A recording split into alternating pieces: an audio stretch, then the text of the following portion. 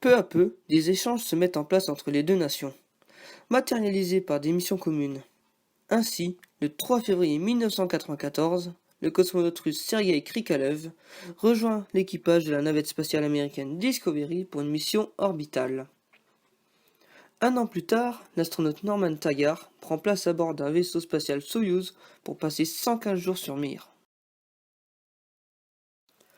Fort de cette collaboration spatiale inédite, les deux pays jadis ennemis se mettent à rêver d'un projet titanesque.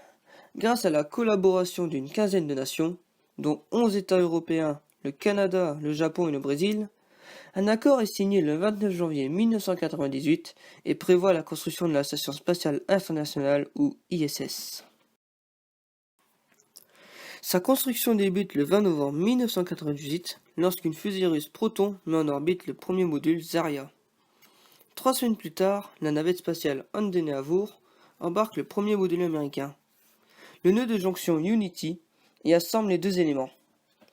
Le troisième module, Zvezda, arrivé en juillet 2000 et ouvre la voie à une occupation humaine permanente qui décolle dans un vaisseau Soyouz à destination de l'ISS le 2 novembre 2000. Le lancement du module russe Zarya inaugure l'assemblage de la station. Le projet est alors largement amorcé et vit déjà, mais va tout de même rencontrer plusieurs accros de taille.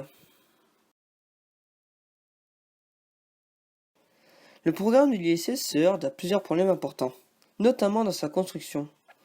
Des scientifiques du monde entier doivent collaborer et dépasser leurs différences culturelles, mais surtout linguistiques ou encore logistiques.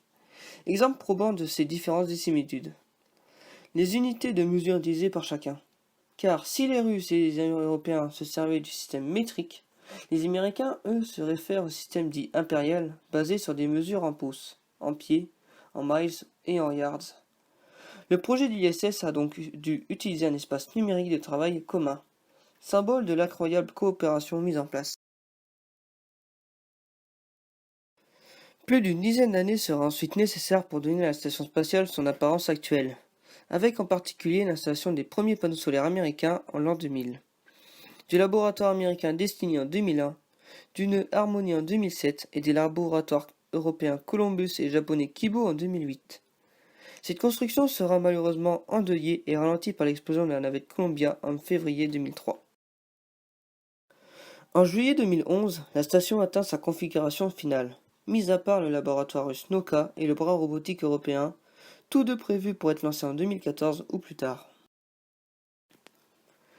Avec une masse de 420 tonnes, une surface de 108 mètres par 73 mètres et un coût d'environ 150 milliards de dollars, la station spatiale internationale orbite actuellement vers 415 km d'altitude, à une vitesse de 27 600 km à l'heure, soit 7,7 km par seconde.